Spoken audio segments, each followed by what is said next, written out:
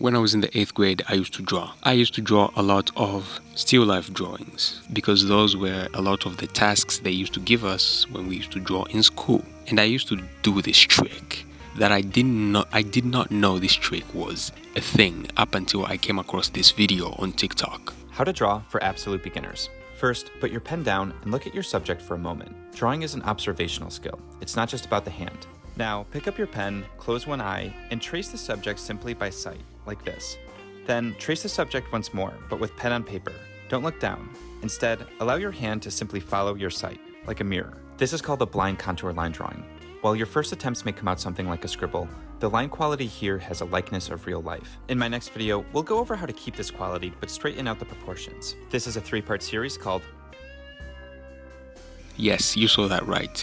Following the lines of what you want to draw over and over and over, getting used to it, and then drawing it, randomly drawing it, and then seeing how it turns out.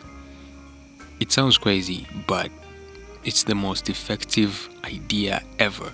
Honestly, this built my confidence in drawing, and I didn't just draw what I wanted to see. I drew exactly what was there, literally.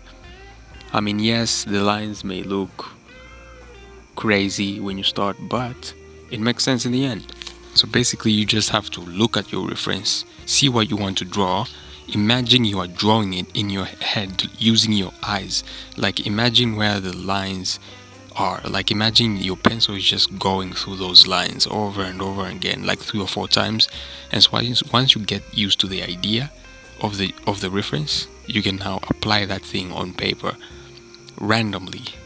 You just got better and better at drawing, and this built my confidence in drawing. And honestly, I was able to draw amazing stuff after this, obviously, but having this idea in my head built my confidence at a whole different level. I didn't just draw what I saw, I drew what I needed to draw, and I was proud of it, and that got me here, and I got good at drawing.